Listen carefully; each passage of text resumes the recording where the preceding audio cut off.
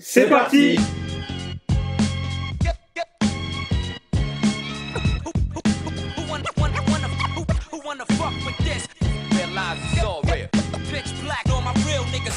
Salut à toutes et à tous et bienvenue pour un nouveau numéro de l'œil du SR, votre émission hebdomadaire de la webzine Urban Street Reporter, édition 33, et oui déjà. Et pour m'accompagner aujourd'hui, on a la chance et l'honneur de recevoir l'équipe de Startup Weekend Banlieue avec Lubna. Salut Lubna. Salut. Tu vas bien? Ça va et toi? Ça va, tranquillement. D'ailleurs, il y a son interview qui arrive très prochainement sur notre site internet urbanstreetreporter.com. Avec elle, Faisal. Comment tu vas? Ça va très bien. Tranquillement? Ouais. Tout se passe bien? Ça va. Nickel. Et Junaid. Comment tu vas, Junaid? Très bien. La classe, hein. T'as sorti. Il est sapé là. Le petit col. Le petit Sapé comme jamais. Sapé comme Jaja. C'est bien. C'est important d'être bien devant la caméra. Bien sûr, celui qui m'accompagne toujours sur toutes les émissions, mon dérangeur, Ibrahim. Comment tu vas, Ibrahim? Salut, ça va et toi? Tranquillement? Je suis content de recevoir Startup Weekend. Ouais. Ça fait toujours plaisir de voir des jeunes entrepreneurs comme ça. Exactement. D'ailleurs, on avait reçu Moussa Camara la semaine dernière. Et donc, on reste dans le milieu de l'entrepreneuriat à Urban Street Reporter. Bien sûr, au programme de cette émission, on va parler rapidement de ce dispositif, Startup Weekend Banlieue. Et il y aura deux sujets qu'on va aborder autour de la table, les législatives et la canicule. Voilà, c'est deux sujets un peu... ça n'a rien à voir, hein. C'est des sujets assez différents. Mais on va essayer de traiter ça autour de la table. Vous pouvez bien sûr nous suivre sur nos réseaux sociaux, via notre site internet urbanstreetreporter.com, sur Facebook Urban Street Reporter, Twitter, Instagram, USR-8 officiel, le Snapchat Ibrahim, USR officiel, le YouTube, Espoir et Création, et c'est tout, je crois que j'ai tout dit. Et le site internet. Je l'ai déjà dit au début. Voilà, si t'écoutais quand je parlais. Excuse-moi, Allez, on va tout de suite démarrer l'émission en parlant justement du dispositif Startup Weekend Banlieue avec toi, Lubna, et ton équipe. Alors déjà, ma première question, c'est qu'est-ce qu'une startup déjà? Ça, c'est une bonne question. C'est parce que les gens, ils entendent start-up, mais ils disent, mais qu'est-ce que c'est? Pour moi, c'est une entreprise. Ouais. Moi, c'est pareil, ça s'arrête là. Après, au-delà, je sais pas trop. Non, mais c'est ça, au final, c'est une entreprise. C'est une entreprise qui débute. Après, t'as l'état d'esprit, on va dire, start-up. Ouais. Mais ouais, disons que c'est une entreprise. En gros, ça fait plus, c'est une entreprise, mais pour faire stylé, pour ça faire stylé, pour faire jeune. C'est toujours bien de mettre un peu d'anglais, tu vois. Ça fait plus une start-up, incubée, avec mon business model. Enfin, tu vois, il y a des petits mots comme ça, placés. C'est aussi important de parler de croissance. Je pense qu'une start-up, contrairement à une entreprise classique, elle est amenée à grandir très très vite. Et c'est ça, je pense, qui fait la particularité d'une... Et donc à partir d'un moment, on ne parle plus de start-up du coup. Si elle grandit trop, on ne va plus parler de start-up. On ne parle plus de start-up à partir du moment où son business model est établi. À partir du moment où elle sait ce qu'elle fait, où elle ne pivote pas à chaque fois que ses clients ne répondent pas ou que le marché ne réagit pas. Donc je pense que c'est... En gros, la start-up, c'est genre, il commence, le temps il se cherche en fait. C'est l'étape où tu galères. Quand il se trouve, après c'est plus une start-up. C'est l'étape du début, la start-up. Si j'ai bien compris. Je me dirige rapidement vers les garçons. Faisal, c'est quoi ton rôle? Il a dit Faisal, il a organisé le truc. Je suis un petit peu fatigué. Donc au sein de l'équipe, moi je suis responsable des opérations. Donc je coordonne un petit peu l'ensemble des différentes équipes qu'on a ensemble dans notre groupe. Donc on a Junaid qui est responsable sponsor, qui est présent. On a un pôle qui est chargé de tout ce qui est partenariat lié à l'écosystème. On a un pôle qui est responsable de nous ramener le jury et les mentors. On a également un pôle de logistique. Et donc moi, voilà, je suis en charge de tous ces différents pôles, donc je les coordonne et... Voilà. En vrai, ça coûte aussi s'il fait tout. T'as besoin d'une vidéo, il te l'a fait. T'as besoin d'un logo, il te le fait. T'as besoin d'un site. C'est important d'avoir des couteaux suisses dans une équipe. C'est très important. Et du coup, toi, tu t'occupes tout ce qui est sponsor. C'est ça, c'est les sous, c'est tout ce qui est sous. C'est tout ce qui est sous, tout ce qui est sponsor. Faites attention, il faut le surveiller. Parce que lui, ça se trouve, il a de l'argent caché, on sait pas. Tout ce qui est, c'est ça, c'est tout ce qui est sponsor, tout ce qui est finance. Et j'assiste aussi la core team dans la stratégie un peu générale de ce qu'on veut faire. Très bien. Donc n'hésitez pas à les suivre. Startup Weekend Banlieue. Il y a une page Facebook, c'est ça, Loubna? Ouais, Startup Weekend Banlieue. Exactement. On mettra en bandeau ici la page Facebook. N'hésitez pas à les soutenir. Facebook, il y a également Twitter. On a un Snapchat. Ah oui, vous êtes. Maintenant tout le monde est sur Snapchat. Maintenant Snapchat c'est devenu un réseau social très très important. Il y aura toutes les informations juste en bas si vous avez envie de les suivre. Alors autour de la table, j'avais envie d'évoquer avec vous les législatives. Alors ça c'est fini la semaine dernière.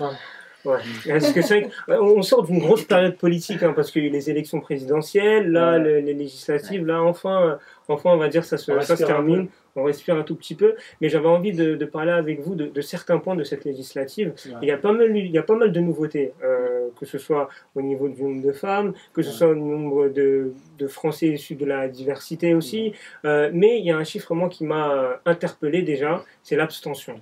Plus de 50% d'abstention. Alors, qu'est-ce que vous en pensez autour de la table? Comment analyser ce chiffre-là qui est quand même... Pour moi, concrètement, c'est la suite logique de ce qui s'est passé pendant les élections présidentielles. Il y a eu un gros taux d'abstention. Et en plus de ça, je crois que les législatives, c'est 2 mois après. Un mois après. Les gens sont un peu lassés, quoi. Ouais. Surtout quand toute l'élection présidentielle tournait autour de ce que fait les candidats en dehors de la politique, que ce soit avec Fillon ou les autres.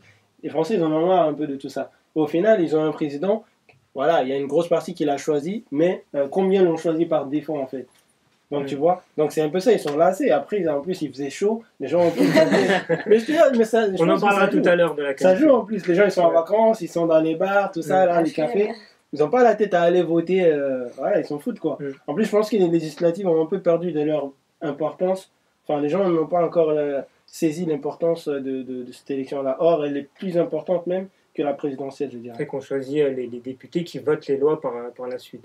Qu'est-ce que vous en pensez, vous, autour de la table? Je pense que il y a une partie de la population qui est un peu lassée. Le fait que les élections arrivent 1 mois après, je pense que ça encourage pas forcément les gens à aller dans les bureaux de vote. Il y a aussi le fait que je pense une partie de la population se dit que tout est joué à partir du moment où les présidentielles passent. Ils se disent que il y a pas de ça sert pas à grand chose de. C'est là que les gens ont tort, en fait. Voter, voilà, c'est ça. Et puis après le deuxième tour aussi qu'il y a eu, il y a eu beaucoup plus d'abstention qu'au premier tour. Les gens encore une fois se sont dit tout est joué au premier tour. Ça sert à rien d'aller. Il y aura un parti qui va prendre la majorité des députés à l'Assemblée. Du coup, je pense que ça va participer. Justement, ce parti, c'est La République En Marche, le parti d'Emmanuel Macron. Ils ont pris 350 sièges en partenariat aussi avec le MoDem. Mais est-ce qu'avec cette abstention, est-ce que ça pose pas aussi la question de la légitimité de ce gouvernement qui est approuvé par une quarantaine de pourcents au final, quoi. C'est ça. Après, moi, je pense que... Après, comme ils l'ont dit, tu vois, le fait qu'ils aient eu une majorité, c'est très rare en France. Je ne sais pas, ça fait combien de temps qu'il n'y a pas eu, le parti du président qui a eu la majorité. Alors ça s'est déjà fait, mais pas autant. Pas autant. Mais là, en gros, ça leur met plus de pression, quoi. Ils ont, comme ils l'ont dit, ils ont l'obligation des résultats, quoi. Ils n'ont aucune raison de dire, qu'on n'a pas pu faire cette réforme-là parce que, ils nous ont bloqué là. C'est sûr que là, ils pourront agir assez librement. Ils peuvent nous exploiter autant qu'ils veulent, là. On est dans la merde. Alors, autre nouveauté, je l'ai dit au départ, c'est le nombre de femmes qui a augmenté. 36% de femmes à l'hémicycle, il n'y en avait qu'une vingtaine de pourcents en 2012. Moi, je me dirige vers la seule femme autour de la table. Loubna, qu'est-ce que tu en pensais? C'est bien ou c'est juste symbolique? Non, déjà, c'est une bonne nouvelle, forcément. Après, c'est vrai que c'est vraiment quelque chose qui tient à cœur à ce gouvernement, j'ai l'impression. J'avais rencontré Marlène Schiappa, du coup, qui m'avait un petit peu expliqué ses objectifs. Et l'idée, c'est vraiment de redonner à leurs femmes les places qu'elles méritent au final. Et je trouve que c'est pas mal, que ce soit, après, pas seulement en politique, que ce soit en politique, dans l'entreprise, dans l'entrepreneuriat, dans le milieu associatif. On a notre place et il faut qu'on la prenne aussi. Donc, Il reste encore beaucoup de choses à faire néanmoins, notamment au niveau des salaires, parce que les femmes sont toujours payées moins que les hommes. Et même si, pour moi, c'est un semblant d'égalité que Macron a essayé de mettre en place. Pour toi, c'est un leurre. C'est un air un peu, pendant la campagne, il avait dit qu'il y aurait un ministère pour les femmes. À la fin, Marlène Schiappa, elle se retrouve avec secrétaire d'État. Secrétaire d'État pour l'égalité homme-femme. Voilà, c'est dérisoire, quoi. Mais bon, elle mérite plus. Elle est motivée, je pense que... Bah, je pense que oui, j'espère que... En plus, elle est issue du milieu associatif, il me semble, donc c'est bien qu'après... C'est bien qu'il y ait beaucoup de femmes à l'Assemblée, quoi. Elles ont besoin de se faire entendre. Qu'est-ce que tu en penses? Moi, je pense que ça fait partie d'un phénomène un peu plus large. Le fait que, voilà, on a à l'Assemblée maintenant, on a une représentation de l'Assemblée qui est peut-être un peu plus à l'image de la société que celle qu'on avait avant. Ouais. Et du coup, là, on parle plutôt de sous-représentation des femmes, que ce soit dans l'Assemblée, dans les comités exécutifs des entreprises du CAC 40, dans l'entrepreneuriat aussi, parce que justement, c'est quelque chose pour lequel on se bat. Nous, avec le Startup Weekend Banlieue, on cherche à essayer de lutter contre la sous-représentation des jeunes de banlieue dans l'entrepreneuriat. Les jeunes de banlieue, ça fait partie d'une population qui est sous-représentée au même titre que les femmes, au même titre que les handicapés, les réfugiés, etc. Voilà, c'est, je pense, un phénomène un peu plus large et que c'est une bonne chose. Très bonne transition parce que maintenant on va parler, on va dire, des députés issus de la diversité, très peu représentés dans le monde politique français, on le sait. Alors là j'ai quelques noms, là, quelques députés qui ont été récemment élus. Mounir Mahjoubi, d'ailleurs lui, l'accent il n'est pas terrible, Mahjoubi. Je sais que moi l'accent arabe c'est compliqué des fois. Donc lui d'ailleurs il est secrétaire d'État au numérique, donc c'est sa suppléante qui va aller à l'Assemblée. Daniel Obono de la France Insoumise également qui est député, ou encore Saïd Hamada. Là, j'étais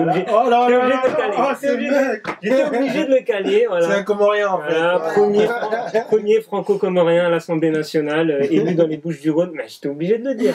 En plus, d'ailleurs, c'est toi qui m'as donné l'information. Donc voilà. Donc il y en a quand même pas mal. Alors, que penser de ces nominations? Est-ce que c'est un réel signe d'ouverture ou ça reste quand même à la marge et il y a encore beaucoup de boulot à faire? C'est pas un signe d'ouverture forcément, c'est quelque chose de normal. On a fait des études comme tout le monde, on mérite notre place comme tout le monde, donc non, c'est normal. Je connais un petit peu le parcours de Mounir, il a un beau parcours, donc il mérite totalement sa place. Depuis c'est un entrepreneur lui aussi d'ailleurs. Ouais, c'est un entrepreneur aussi. Il avait déjà remporté des prix quand il était déjà jeune. Depuis tout petit, il se bat. Quand tu te bats depuis tout petit, il mérite quoi. Voilà, quand on veut un peu, encore une fois, donc voilà. Ouais. Vous en pensez quoi autour de la table? Moi, ça me fait plaisir de voir qu'il y a...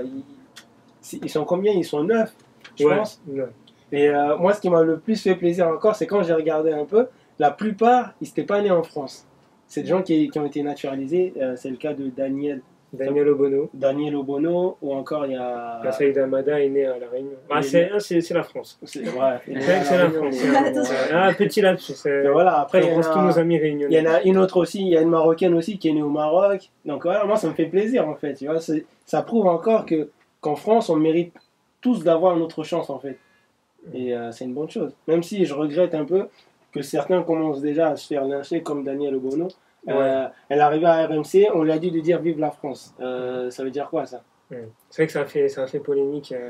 C'est vrai que bon, c'est assez déplacé. Junaïd, ton ressenti sur... C'est une bonne chose. C'est une bonne chose. Après, je pense qu'il ne faut pas s'arrêter sur ce point-là. Le fait qu'ils soient issus de la diversité, c'est une bonne chose, mais je pense qu'ils ils représentent pas leur pays d'origine. C'est sûr. Ils représentent la France, donc au final ils ont un parcours peut-être atypique, peut-être qu'on les attendait pas ici, mais voilà, je pense pas que c'est la première étiquette qui les marque, et c'est au vu de leur parcours une bonne chose de les avoir à l'Assemblée. En tout cas, on espère que cette assemblée sera efficace. C'est ce qu'on leur demande et qu'ils arriveront à mettre des réformes qui pourront nous aider. Voilà. Donc, c'est ce qui est le plus important. On va leur mettre la pression. Exactement. Ouais, c'est important. C'est pas rien être député.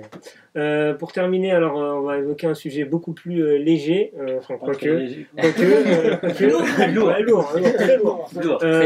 Cette semaine, vous n'êtes pas sans savoir qu'il y a une grosse vague de chaleur qui a eu en France. Surtout la semaine dernière, ça a été assez chaud. Vous, autour de la table, comment vous avez vécu cette période-là? C'était assez compliqué. Enfin, comment vous avez ressenti ça, Ibrahim? Moi, je pense que... Enfin, toi qui aimes la chaleur.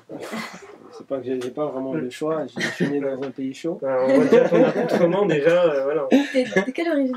Moi, je suis de la Guinée, Guinée-Conakry. On n'a pas encore de députés. Donc, ouais, c'est... Pas encore. Pas encore. On t'attend, Ibrahim. Bah, aux prochaines élections législatives, tu crées ton parti et puis c'est parti, quoi. Mais c'était quoi la question déjà? Comment t'as ressenti cette semaine par rapport à la chaleur? Franchement, c'est particulier. Moi, je suis musulman et dans mon entourage, il y a beaucoup de musulmans. Et je pense que pour les musulmans, c'était un peu plus éprouvant, entre guillemets, on va dire. Parce qu'en plus, ils jeûnent de 4h du matin à 22h. C'est beaucoup plus dur quand même. Mais ça va, on s'y habitue. Ouais. On s'y habitue, cool. mais en tout cas, j'aimerais bien qu'il commence à pleuvoir un tout petit peu, quoi. Tout petit peu, quoi. Ouais. Vous, comment vous avez ressenti cette semaine assez chaude? Moi, je partage le même avis. C'est vrai que ça a été un peu provant avec le ramadan. Ouais. C'était pas évident. C'était dur. C'était dur. Ça, c'est encore dur. Il a du mal à parler. C'est vrai que c'est assez pesant. Et vous J'ai jamais eu soif comme ça de ma vie. mais ouais, non, s'y fait. Après, c'est dur surtout quand tu travailles, tout ça. C'est que professionnellement, et surtout il y a des métiers, des fois tu es obligé de travailler à l'extérieur. Moi je pense les mecs qui travaillent dans les chantiers, là. C'est chaud. C'est ça, je pense à eux, les pauvres. Je me dis, j'ai pas le droit de me plaindre. Donc, ouais, c'est clair. Et vous avez utilisé quelques techniques pour lutter contre la chaleur. Est-ce que vous avez des bons plans à conseiller? Quand tu peux pas boire, il n'y a pas vraiment de technique, quoi. Après, en plus, il y avait des ventilateurs. Je suis allé à Darty dans la semaine, il n'y en avait plus. Rupture de stock. Ah ouais, non, mais ouais, c'est vrai. J'ai dû galérer pour en trouver, mais je suis rentré avec 2 ventilateurs. Moi, j'avais une voiture sans clim. J'étais comme ça par la fenêtre. Tu baisses la vitre. D'ailleurs, un conseil à tous ceux qui ont des voitures, ne vous garez pas au soleil. Parce que là, c'est le C'est pas bon pour la voiture. C'est pas très. En plus, c'est pas bon pour la voiture. Soleil. Ouais. C'est assez compliqué. En tout cas, force à nous. Voilà, force à nous. Force à tous les musulmans qui jeûnent. Exactement. C'est bientôt la fin. D'ailleurs, quand on va sortir la vidéo, ça sera déjà terminé. Ça sera le jour de l'Aïd, peut-être. Ouais, peut-être. Voilà. Donc, bonne fête à tous les musulmans. Pour terminer cette EduSR, quelques informations qui m'ont marqué cette semaine. On a parlé de politique et de législative, on va y revenir parce qu'il y a un nouveau gouvernement. Alors, je ne sais pas si vous avez suivi tout ça. Quelques réajustements que Édouard Philippe, le Premier ministre, a fait. Départ de 3 ministres du MoDem, François Bayrou, Marielle de Sarnez et Sylvie Goulard, suite aux soupçons d'emploi fictif qui touchent le parti. Bon, c'est toujours la même chose. C'était pas uniquement à cause de ça qu'ils sont partis. On va dire que c'était l'élément déclencheur. Voilà, c'était l'élément déclencheur. En tout cas, ils sont partis, ils sont remplacés par Nicole Belloubet, qui prend le poste de ministre de la Justice, Florence Parly aux armées et Nathalie Loiseau aux affaires européennes. Voilà. Et a souligné aussi le départ de Richard Ferrand. Lui aussi, il avait quelques soucis. Il avait quelques soucis également. Il est parti à la cohésion du territoire et il a été remplacé par Jacques Mézard. Voilà. Il est parti, il va être le président du groupe La République en marche. Enfin, ils l'ont éjecté sans l'éjecter, ils l'ont déplacé de poste en fait. Ce truc, on va dire, c'est une technique politique de la part de Macron. En sport, maintenant, NBA, bonne nouvelle, il y a un Français qui a été drafté, 8e choix d'ailleurs, c'est quand même bien. C'est le jeune, alors il a un nom, Nilikina, voilà. C'est pas très français ça comme nom. Non, il joue à Strasbourg, voilà. Il joue actuellement les finales de Pro A, donc il a été choisi en 8e position, c'est un record pour un Français. Joachim Noah, lui, lorsqu'il a été drafté, c'était la 9e position, et Tony Parker, 25e position. Drafté, pour ceux qui ne connaissent pas. C'est transféré. Ils sont transférés. En fait, on les prend lorsqu'ils sont jeunes, et il y a une grande sélection. Et voilà. D'ailleurs, c'est le premier Européen dans cette liste. Dans les 10 premiers, il y a que des Américains, un Français et un Finlandais. Voilà. Donc on lui souhaite bonne chance à ce jeune basketteur. Voilà. Et tu avais une information toi aussi. Oui, comment il s'appelle, El Chapo. Je sais pas si vous regardez la série. Si, je l'ai vu. Sur Netflix, El Chapo. Donc il y a la saison 1 là qui est finie. Mais El Chapo il est pas content, il veut attaquer Netflix parce qu'apparemment ils ont mal parlé de lui, ils l'ont fait passer pour un criminel sans cœur et ça peut lui porter préjudice parce que il a été extradé aux États-Unis là au mois de janvier. Il n'est pas encore jugé. Et le fait que, dans la série, on le montre un peu comme un grand criminel, un peu comme à la Narcos, un peu. Et lui, il dit que ça va lui porter préjudice. Donc, je pense qu'il veut se faire un peu des sous sur Netflix. Affaire à suivre, bien sûr. Avant de terminer cette édition de l'œil du SR, je tenais à vous présenter comme d'habitude le petit tableau qui se trouve juste en haut. On ne le met pas juste pour la décoration. Donc, généralement, il y a un sens. Donc, cette photo réalisée à l'île Seguin, voilà, transmission, exactement, qu'on a fait avec les anciens de l'île Seguin, il y a un an déjà. Et c'est l'occasion pour moi de... Voilà, merci, c'est mes assistants. Ils présentent le bouquin, donc, qui est en lien avec cette photo. Donc, une photo de Florian. Florian qu'on salue. Exactement, Florian, notre photographe, enfin l'une de nos photographes, parce qu'on bosse avec pas mal de photographes. Et oui, on se la raconte, Rejoignez-nous. Rejoignez-nous d'ailleurs si vous êtes photographe ou si vous avez un talent. Si vous êtes modèle, comme certains autour de la table ici. Donc n'hésitez pas, rejoignez-nous. D'ailleurs, il y a une personne autour de la table qui a bien profité de notre appareil, qui a pris pas mal de photos. On ne va pas citer son nom, évidemment. Elle est de sexe féminin. Après, à vous de voir. Merci en tout cas à l'équipe de Startup Weekend Banlieue. On va vous suivre. Merci à vous de nous avoir invités. Franchement, c'était cool. On a passé un bon moment. Faut pas hésiter à revenir. On va revenir. Vous connaissez la maison maintenant, donc vous pouvez venir quand vous voulez. Et surtout, on vous invite aussi à notre événement. N'hésitez pas. C'est quand déjà? Alors, on fait un prochain événement le 8 juillet. Le 8 juillet. Voilà. Suivez notre page. Non, c'est un samedi. Super, donc, on y sera. Suivez notre page, vous serez tenu au courant du prochain événement. Ça marche. On y sera, on essaiera d'être là. Voilà, on sera là, on bien sûr. On soutient ces belles initiatives à Urban Street Reporter. Merci à Safe derrière la caméra. Merci à mon dérangeur, comme d'habitude. Vous pouvez nous suivre sur nos réseaux sociaux, Facebook Urban Street Reporter, Twitter, Instagram, USR-8 officiel, le Snapchat USR officiel, le YouTube Espoir Récréation. C'est une interro là. Exactement, c'est une interro. Et notre site internet, bien sûr, urbanstreetreporter.com. On vous souhaite une excellente journée. Salut à tous.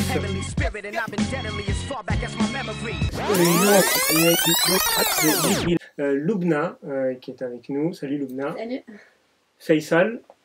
Pardon, on recommence. Je sais même pas qui est Faisal en fait. J'ai dit Faisal et après je regardais, je dis c'est mieux, c'est lui.